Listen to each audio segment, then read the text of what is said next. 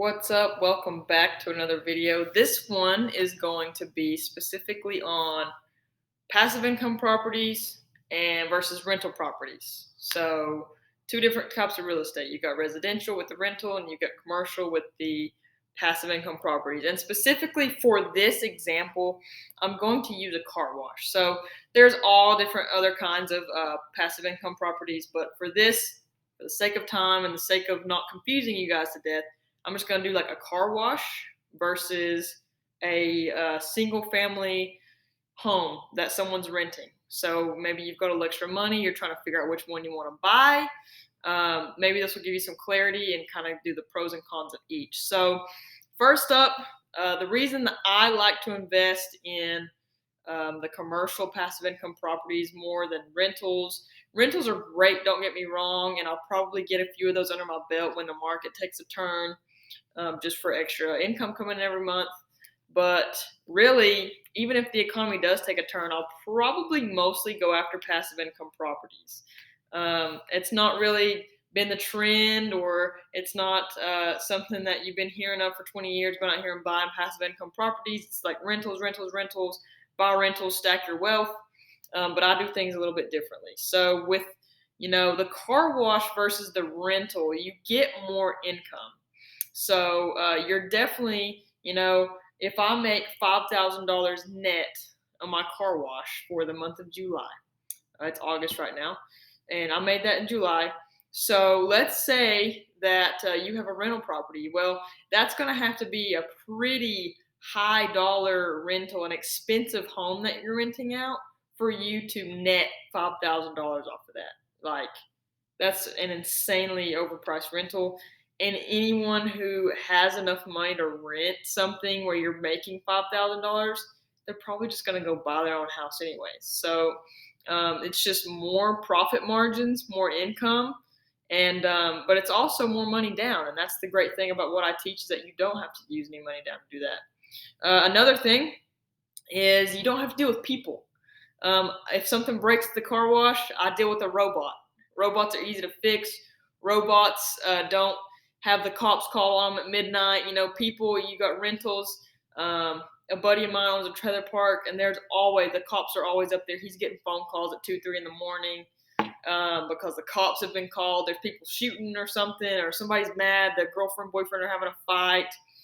Just stuff like that. So I don't have to deal with anything knocking a hole in my wall because it got mad. It's just robots. It's not human beings. So that just makes it easier. There's no communication. I can't get a hold of someone to pay my rent.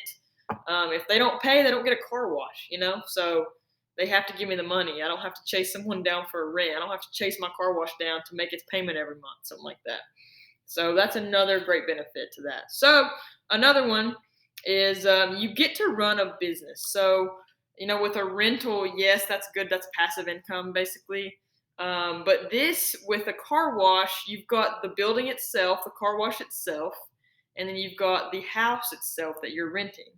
But also inside that car wash, inside that is a business. Like, you get to run a business, you get to be a business owner, which, in my opinion, it's fun, especially because I don't have any employees at my car wash. So, I don't have to deal with making sure like my employees are fed and that I don't have to cut them loose if the economy turns down. I don't have to manage any people. I don't have to make sure that so and so showed up for work at 8 a.m. And if they don't show up, I'm going to have to be there covering their shift. Or if they didn't stay till 5 p.m., then I have to go in or whatever. I just don't have to deal with any people. That's the beauty of it. That's the beauty of the whole passive income aspect. You don't have to have employees.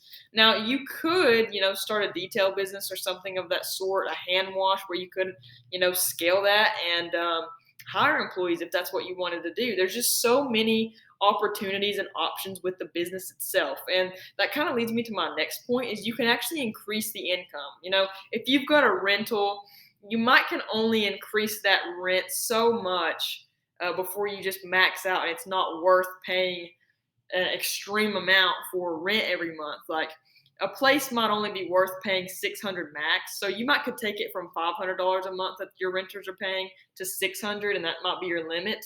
If you go $900, it's just not going to be worth it at that point. And those people are going to move out and try to find somewhere else. With a car wash, You can add vending machines to the site. You can add ATMs. There's so many different ways that you can add opportunities to make money. Like on my car wash, I've got air fresheners that I sell, glass cleaner. I'm about to get a Coke machine, sit down there. There's just a lot more ways to increase your profit than there is with rentals. Another thing is when the economy goes bad, the housing market's always up and down. Right now, the market's super, super hot. In 2008, it tanked. Who knows what next year, 2022, is going to bring? Um, so this car wash has had the same price for like the past 15 years. Um, I mean, a car wash is a car wash. You get what you get. The housing market, you don't really have to worry about if your rental is going to be worth this much and you have to come down on rent or go up or whatever. A car wash, it's $1.25 for 4 minutes at my car wash, and with to keep up with inflation and stuff, I might have to eventually start raising or lowering the time you get for putting in $1.25. Maybe I do 3.5 minutes. Um, but it's just I don't have to worry about my property fluctuating so much because commercial and residential real estate are two very, very different things. So whenever the real estate market crashes for residential, I don't have to worry about my commercial property losing value. I don't have to worry about the business aspect of it, just because those are two different things. The commercial aspect, yes, it does feel the impact of a bad economy and like a downturn on the housing market, but not as much as the actual houses themselves. And commercial property, the commercial buildings are generally worth more than the houses themselves. So you're going to be better off owning more commercial property than residential property if the economy took a turn or you got in a bad spot. I would much rather have 10 commercial properties in an economic crisis than I would 10 residential. That's just me. There's different factors as to why that is. Some of the ones I just mentioned, but and then of course, both of those are great ways to make money in your sleep. Um, of course, you've kind of got like a set rate you're going to make for your rentals, and then the car wash, you can just expand it, and just keep making profit, keep stacking the money up. I hope that helps you. Let me know in the comments if that helped you out, any gave you some clarity maybe.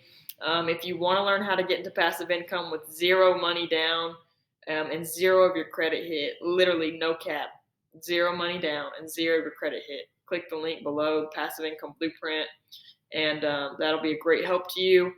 And yeah, thanks so much for the support, and don't forget to like and subscribe. I appreciate it, and I'll see you guys in the next one.